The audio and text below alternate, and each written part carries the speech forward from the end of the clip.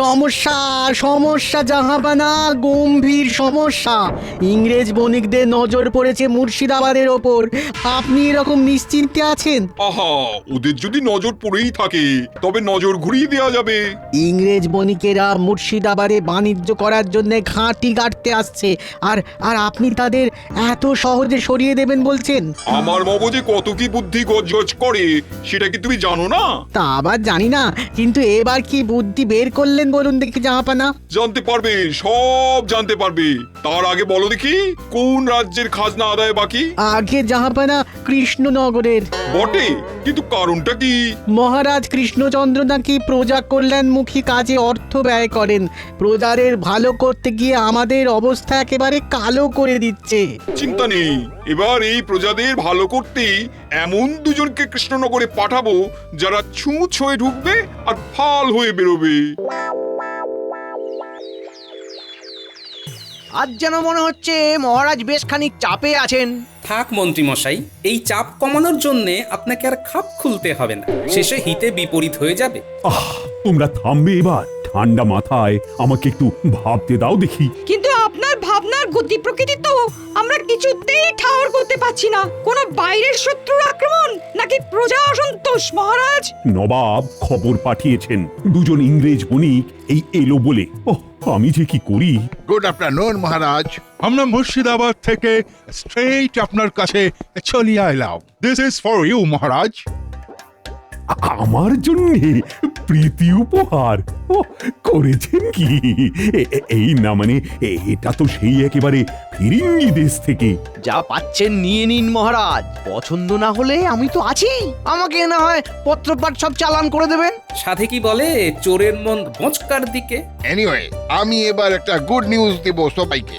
সবাই শুনুন, বিদেশি লগ্নিতে শিল্প গড়িয়া উঠিবে কৃষ্ণনগরে। কৃষ্ণনগরের পপুলারিটি চারিদিকে ছড়িয়ে পড়িবে। এরা আবার বলে কি? কৃষ্ণনগর বিখ্যাত হয়ে যাবে। তাহলে আর আপনাকে দেখে কে মহারাজ? তখন দেখবেন নবাবও দুবেলায় 4 বার আপনাকে সেলাম ঢুকছে। আমি কিন্তু সিঁদুরে মেঘ দেখতে পাচ্ছি মহারাজ। এখনই এত মাতামাতি না করে কদিন একটু দেখে নিলে হয় না? তুমি থামো তো গোপাল, খালি খালি সব ব্যাপারে তালগোল পাকানোর চেষ্টা করো।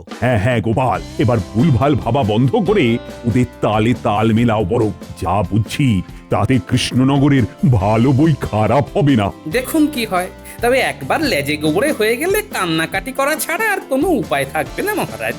থাকবে কি থাকবে না সেটা পরে বুঝবো। তবে আপাতত বিদেশি বণিকদের দেখাশোনার দায়িত্ব মন্ত্রী তোমার। আর গোপাল, তুমি বরং কদিন রাজসভায় আসা বন্ধ করে বাড়িতে ফিরে গিয়ে বিশ্রাম নাও। আমি বেশ বুঝতে পারছি তোমার এখন বিশ্রামের প্রয়োজন।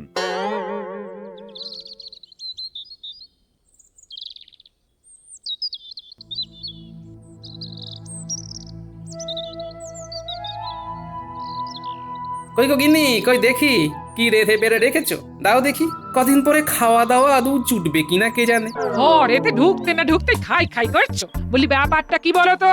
আর খাবার জুটবে নাই বা কেন? না, ব্যাপারটা তো আমার ভালো ঠেকছে না। তোমার ঠেকা ঠেকিতে আর কি হবে গিন্নি? ওদিকে মহারাজের সঙ্গে যখন ঠোকাঠুকি লাগবে তখন দেখবে কি একটা কেলেঙ্কারি হয়। এই কি হয়েছে খুলে বলবে নাকি বলবে না? তোমার চোখ মুখ দেখে মনে হচ্ছে মহারাজের কাছে খুব ধমক খেয়ে এসেছো। এই ঠোকাঠুকির কথাই বলছো না কি বলো তো? আরে আমার কি হয়েছে সেটা বড় কথা নয় গিন্নি। কথা হলো মহারাজ বুঝতে পারছেন না, এর ওপর মন্ত্রী যদি ঘোলা জলে মাছ ধরতে যায় তবে অবস্থা আরো বিগড়ে যাবে। হায়, কি সব উল্টো পাল্টা কথা বলছো গো তুমি? আমার যে সব গুলিয়ে যাচ্ছে গো। না, কিচ্ছু বুঝতে পারছি না, কিচ্ছু না।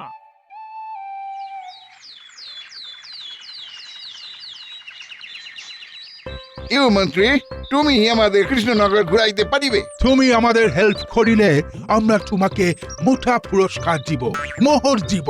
এইটার এমন কি কাজ? আমি যখন আছি তখন গোটা কৃষ্ণনগর একেবারে ঘুরপাক খাইয়ে দেবো। কোনো চিন্তা করবেন না। ভেরি গুড, তুমি তো বহুত আচ্ছা আদমি আছো। তোমার মতো লোক থাকলে আমাদের কাজ করতে সুবিধা হবে। এবার তুমি আমাদের দেখাও তো কোন জমিতে 2 টাইমস মানে দুবার ফসল হয়, কোনখান থেকে ওই যোগাযোগ ব্যবস্থা ভালো আছে। দেখাবো তো, দেখাবো, সব দেখাবো। আরে আরে দেখ দেখ দেখ দেখ, সাহেব বাবুরা আমাদের গ্রামে এসেছেন। আমরা এখানে ব্যবসা করিতে চাই, কুড়ি বানাইবো, তোমাদের কাজ দিব। তোমরা আমাদের জমি দিবে আর আমরা তোমাদের মোহর দিব, ভালো ভালো খাবার দিব, জামা কাপড় দিব। বুঝাও মন্ত্রী, তুমি ওদের বুঝাও। সে কি আর ওরা বুঝতে পারছে না? সাহেবরা এখানে ব্যবসা করলে তোমরা লাভের মুখ দেখবে, এটা কি তোমাদের বুঝিয়ে দিতে হবে গো? না না না, সেটা তো আমরা ভালো মতোই বুঝতে পারছি। অল্প একটু জমি দিলেই অনেক অনেক মোহর আসবে। এই তো সাহেবরা জমি বাচ্ছে, আর তোমাদেরও ভালো দিন আসছে। বুঝাও বুঝাও, আরো ভালো করিয়া বুঝাও। তুমি ওদের বুঝাইবে আর আমরা তোমাকে উপযুক্ত ভাগ দিব। এসব কি হচ্ছে রে? মন্ত্রী মশাই তো সাহেবদের বগল দেবা করে ঘুরে বেড়াচ্ছে। শুধু ঘুরে বেড়াচ্ছে, তার সঙ্গে সঙ্গে তো জায়গা জমিও দেখাচ্ছে রে। আর যে কজন গ্রামবাসী জুটেছে তাদেরও কবজা করে ফেলেছে। চল চল, আর দেরি না করে এক্ষুনি গিয়ে দাদুকে খবরটা দিই। না গিন্নি, এবার মনে হচ্ছে বসে থেকে থেকে হাড়ে দুব্বো ঘাস গজিয়ে যাবে। যেমন কর্ম তার তেমনি ফল। করো করো, আরো মহারাজের সঙ্গে কথা কাটাকাটি করো। আমি আবার কোথায় কি কাটলাম? আমি তো শুধু বিদেশি বণিকদের থেকে সাবধান করে দিচ্ছিলাম, আর তাতেই তো মহারাজ বিগড়ে গেলেন। বিদেশি বণিকরা আজ আছে কাল নেই, তাদের নিয়ে তোমারই বা এত মাথা ব্যথা কিসের শুনি? না গো দিদা, ওরা শুধু শুধু আসেনি, নিশ্চয়ই ভেতরে ভেতরে কিছু একটা করছে। হ্যাঁ, কথা শুনে আর দেখে যা বুঝলাম, তাতে মনে হলো ওরাও জমি খুঁজছে। মন্ত্রী মশাইও সবাইকে বোঝাচ্ছে।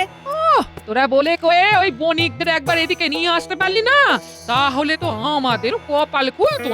কপাল খুলতো না পুড়তো, সে আর তুমি কি বুঝবে গিন্নি? না না, আমি আর কি বুঝবো? বোঝো তো খালি তুমি, বেশি বুঝে বুঝেই তো এই অবস্থা। কিন্তু আমরা এখন তাহলে কি করব? আপাতত আমাকে যেমন বললি তেমনি খবরটা বাবা আর গ্রামের বাকিদের দিয়ে গিয়ে জমি কেড়ে নেওয়ার খবরটা আগে ভালো করে ছড়িয়ে পড়া দরকার। খবর কি মন্ত্রী? মানে এই ইংরেজ বণিকদের যত্ন আপ্যায়ন সব ঠিক করে হচ্ছে তো? সে আর বলতে মহারাজ, আমি তো একেবারে ওদের ছায়া সঙ্গী হয়ে গেছি। ঘুরছি ফিরছি, ওদের যেমন যা দরকার সব খেয়াল রাখছি। ইওর হানেস, আপনার এই মন্ত্রী আমাদের ভীষণ হেল্প করিয়া আছে। আমরা ওর সাহায্যে এখানে কুটি আর কারখানা বানাবার জন্য জমি নির্বাচন করিয়া ফেলিয়াছি। মন্ত্রী নিজে জমির গুণাগুণ বর্ণনা করিয়া দিয়াছে, কোন জমিতে ভালো ফসল হইবে, কোন জমি কত দামে কেনা যাইবে, সব বলিয়াছে। এই সবও বলেছে? সে কি মন্ত্রী? হ্যাঁ মানে কেউ জানতে চাইলে আমি তো আর না বলতে পারি না, তাই আর কি। আমরা ঠিক করিয়াছি, গঙ্গা নদীর দক্ষিণ দিকে 300 বিঘা জমি আমরা ক্রয় করিব। উহাই আমাদের পছন্দ আছে। ওরে বাবা, একেবারে অতখানি জমি? অর্ধেক কৃষ্ণনগরই তো নিয়ে নেবে তাহলে। উড়ে এসে জুড়ে বসে একদিনে এত জমি নেবে কিনে, এই ছিল ওদের মনে মনে।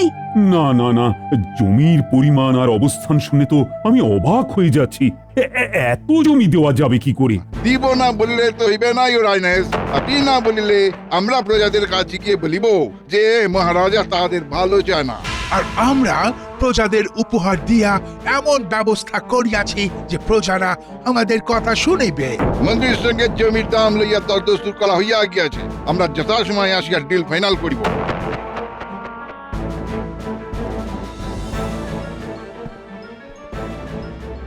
যা, ওরা তো চলে গেল, কিন্তু যা বলে গেল তাতে তো খুব একটা সুবিধে লাগলো না। আর কি করে লাগবে? কল যা খাটানোর সে তো মন্ত্রী খাটিয়ে দিয়েছে। নিজে ঘুরে ঘুরে সব ভালো ভালো জমি ওদের পছন্দ করিয়েছে। শুধু তাই নয়, সেই সব জমি সম্ভবত জলের দরে পাওয়া যাবে বলে কথাও দিয়েছেন, তাই না মন্ত্রী মশাই? না না না না, কাজটা কিন্তু তুমি মোটেই ভালো করনি মন্ত্রী। এইভাবে কৃষ্ণনগরের সম্পদ বিদেশি বণিকদের হাতে তুলে দেওয়াটা ঠিক হবে না। মহারাজ যাই বলুক, আমি কিচ্ছুটি বলবো না। যাই হলো আর তাই হলো, বণিকদের সাথে রফা করে নিজের আখের তো গোছানো হলো। এখন আর মন্ত্রীর মুখে কথা নেই। ও, আমি যে এখন কি করি? আপনি যাই করেন আর তাই করেন, আমি জানি আমাকে এখন কি করতে হবে।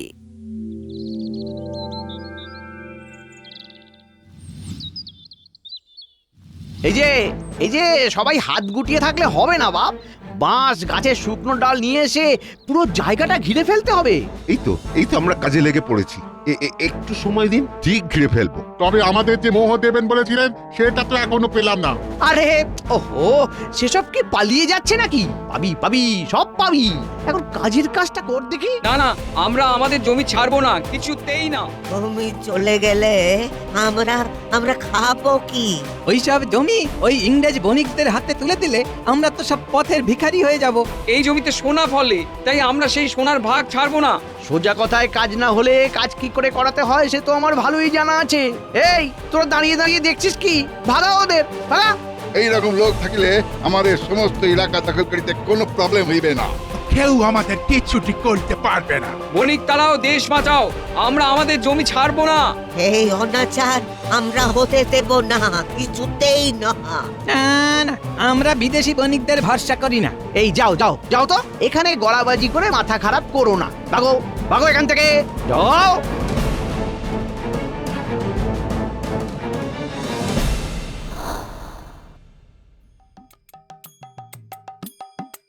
সেই তখন থেকে তো একভাবেই বসে রয়েছো, বলি এবার তো একটু নড়াচড়া করো। হ্যাঁ, করব গিন্নি, করব, সময় এলেই ঠিক করব। তা তোমার সেই সময় কখন আসবে শুনি?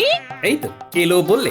আমার কিছু করার আগে গ্রামের লোকেদের নিজের সমস্যা নিজেদের বুঝতে হবে, বুঝলে গিন্নি? বুঝে গেছি গোপাল দাদা, আমাদের আর কিচ্ছু বুঝতে বাকি নেই। বিদেশি বণিকেরা ফাঁদে ফেলে আমাদের সব জমি কেড়ে নিতে চাইছে। কিন্তু আমরা আমাদের জমি একেবারে ছাড়বো না, ওদের কিছুতেই নিতে দেব না। মন্ত্রীমশাই যেভাবে দাঁড়িয়ে থেকে ভয় দেখিয়ে জায়গা ঘেরাচ্ছে, তাতে তো মনে হচ্ছে মহারাজের কাছে গেলেও কোনো লাভ হবে না। তুমি কিছু একটা ব্যবস্থা করো গোপাল দাদা, তুমিই আমাদের ভরসা। তোমরা চিন্তা করো না, দেশের মাটি মায়ের মতো, সেই মাকে ইংরেজ বণিকের হাতে তুলে দেব না। তবে সমস্যা হলো মহারাজ না চাইলে আগ বাড়িয়ে কিছু করবই বা কি করে। না, এই ব্যাপারটাই এখন আমাকে ভাবাচ্ছে, বুঝলে? এই ছোট মুখে একটা বড় কথা বলি, দেশকে রক্ষা করার সময় না মান অভিমানের কথা ভাবলে হবে না। আগে দেশকে রক্ষা করতে হবে, আর তুমি বসে থেকো না। হ্যাঁ, কথাটা তো তুমি মন্দ বলনি গিন্নি। মহারাজ যদি এখনো বুঝতে না পারেন, তবে ওকে বোঝানোর দায়িত্ব তো আমাকেই নিতে হবে।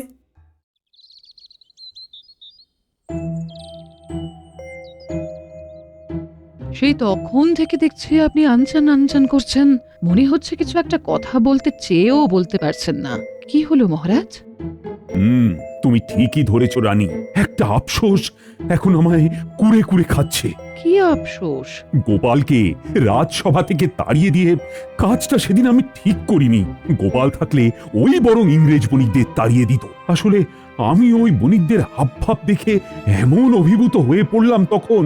আমি জানি আপনি যখন নিজের ভুল বুঝতে পেরেছেন তখন ভুলটা শুধরেও নেবেন ঠিক।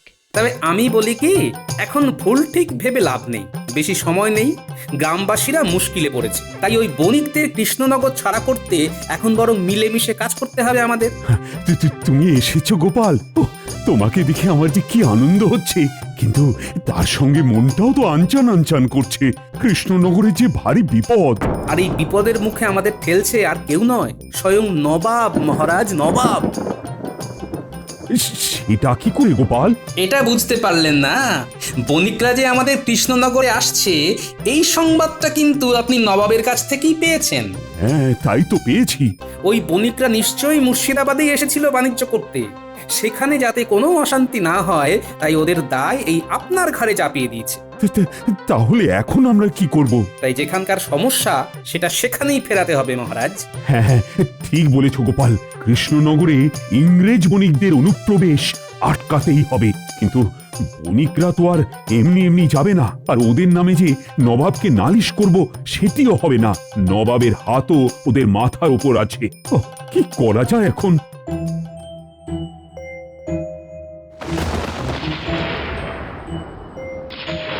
দাঁড়ান মহারাজ, আকাশের অবস্থা ভালো নয়। এটাকেই যদি কাজে লাগানো যায় তবে মনে হচ্ছে কাজের কাজ হয়ে যাবে। একটা বুদ্ধি এসেছে মাথায়। এবার সাপও মরবে কিন্তু লাঠি ভাঙবে না। তবে যাই করি একেবারে আট ঘাট বেঁধে করতে হবে।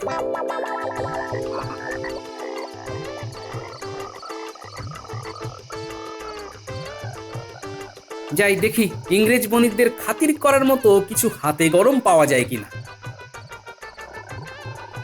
এই তো গোলা ময়রার দোকান খোলাই আছে দেখছি। আরে গোপাল দাদা যে বলি আজ হঠাৎ মিষ্টি খেতে মন হলো নাকি? না না, ঠিক খেতে নয়, বরং খাওয়াতে মন হচ্ছে। সে ভালো ভালো ভালো, শুধু খেলে হবে, খাওয়াতেও তো হবে নাকি? হ্যাঁ হ্যাঁ, ওই ইংরেজ বণিকরা তো আর বারবার কৃষ্ণনগরে আসে না, তাই তাদের ঠিক মতো খাতির করতে হবে। দেখি টাটকা কি মিষ্টি বানালে দেখি। এই গরম গরম আর নরম নরম রসগোল্লা আছে, গোটা কুড়ি ওই টপাটপ তুলে দিই তাহলে। দাও দাও দাও, দেরি করো না, তারপর যা কুচির কাজ সেটা আমি করেই ফেলবো। পুরো ব্যাপারটা এখন আমাদের হাতের মুঠোয় চলিয়ে আসিয়াছে। ওই মন্ত্রকে টোপ দিয়া কাজের কাজ হইয়াছে। এইবারে ওই মহারাজের মাথায় হাত বুলাইয়া পুরা জমি দখল করিয়া লইব। স্লোলি স্লোলি এই পুরা কৃষ্ণনগর আমাদের হইয়া যাইবে। এইখানে আমরাই রাজ করিব। দাঁড়াও দাঁড়াও, তোমাদের রাজ করার আশায় আমি বাজ ফেলছি। ওই দেখো গোপাল দাদু কেমন বসে ফন্দি আঁটছে দুজনে। ওদের ওই ফন্দি যাতে কাজে না লাগে সেই জন্যই তো আমিও পাল্টা ফন্দি এঁটেছি। শোন, যেমন বলেছি তেমন করে তোরা এই মিষ্টির হাঁড়ি নিয়ে গিয়ে ওদের দে। কিন্তু তুমিও তো আমাদের সঙ্গে থাকতে পারতে। না না, আমি মিষ্টি নিয়ে গেলে ওদের সন্দেহ হতে পারে, আমার দেওয়া মিষ্টি নাও খেতে পারে, কিন্তু তোরা নিয়ে গেলে তেমন কিচ্ছু ভাববে না। কিন্তু দাদু, তুমি হঠাৎ ওদের মিষ্টি খাওয়ানোর জন্য উঠে পড়ে লাগলে কেন বলো তো? এ কি আর যেমন তেমন মিষ্টি রে, এই মিষ্টি খেয়ে ওরা সুখের ঘুম না দিলে ওদিকে বাকি কাজ যে মাঠে মারা যাবে। এই দেখো আমরা তোমাদের জন্য কি এনেছি। আরে আরে, তোমরা কারা? কি চাই তোমাদের? আমাদের কিছু চাই না, তোমরা এই মিষ্টি খেলেই আমাদের মন ভরে যাবে। তোমরা আমাদের গ্রামে এসে এত উপকার করছো, আর আমরা একটু মিষ্টিও খাওয়াবো না, তাই কি কখনো হয়? বাহ বাহ, ভেরি গুড। আমাদের জন্য মিষ্টান্ন আনিয়াছো। তাও তাও, এখানকার মিষ্টি শুনিয়াছি খুবই ভালো। হ্যাঁ হ্যাঁ, খেয়ে দেখো, আর কখনো ভুলতে পারবে না।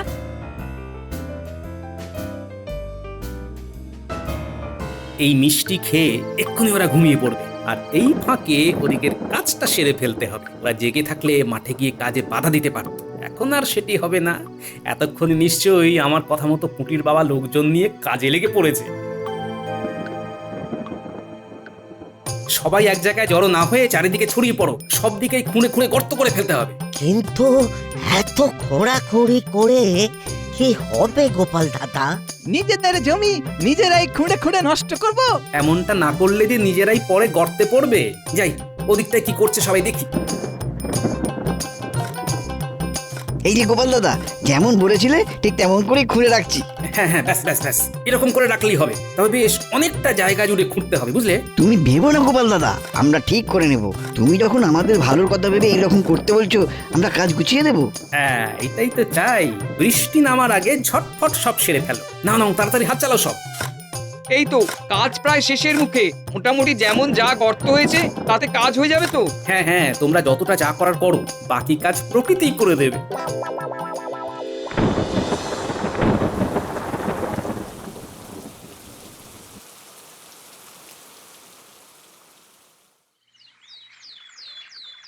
Good morning your highness. আমরা জমির দাম বাবদ মোহর দিতে আসিয়াছি। জমির কাগজপত্র আমাদের আজই চাই। আজই? না মানে জমি যে কারা কারা দেবে সেটাই তো ঠিক হয়নি। অর্থাৎ ইচ্ছের বিরুদ্ধে কারুর কাছ থেকে তো জমি কেড়ে নেওয়া যাবে না। হে, সেসব আপনি ভাববেন না মহারাজ, ওসব আমি সব ঠিক ব্যবস্থা করে নেব। ওদের ভালো মন্দ তো আমাকেই ভাবতে হবে নাকি? সে তো 100 বার। তবে সাহেবদের বলি কি, নেওয়ার আগে জমিটা একবার চোখের দেখা দেখে নিলে হতো না?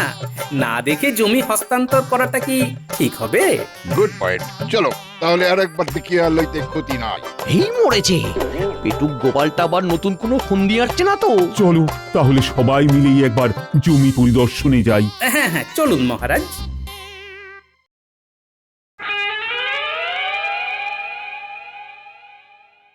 এই রে, এটা আবার কি হয়ে গেল? এমন তো ছিল না। আমরা তো এইরূপ জমি দেখি নাই। এই জমিতে কুঠি বানাইবো কি করিয়া?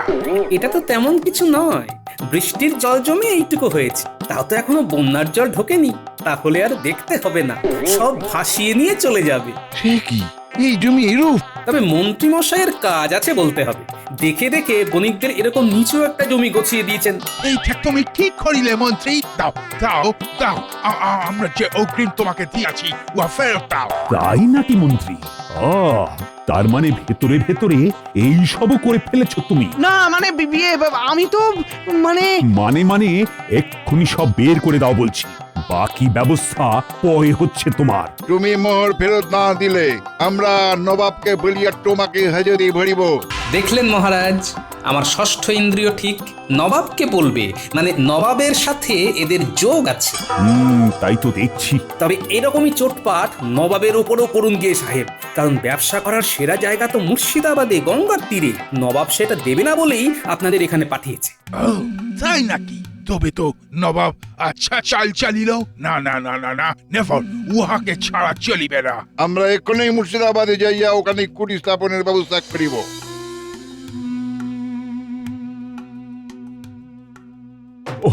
তুমি বাঁচালে গোপাল, তোমার জন্যই এই যাত্রায় কৃষ্ণনগর বিদেশি মুক্ত হলো। আর তোমাকে ভুল বোঝার জন্য আমাকে ক্ষমা করে দাও গোপাল। ছি ছি মহারাজ, এসব আপনি কি বলছেন? দেশের জন্য সবকিছু দেওয়া যায়, কিন্তু কোনো কিছুর জন্যই দেশ বা দেশের মাটি ছাড়া যায় না মহারাজ। আমিও আমার ভুল বুঝতে পেরেছি মহারাজ, আমাকেও ক্ষমা করে দিন। গোপাল আমার চোখ খুলে দিয়েছে মহারাজ। বেশ বেশ, এসো সবাই মিলেমিশে থাকি এবার। শেষ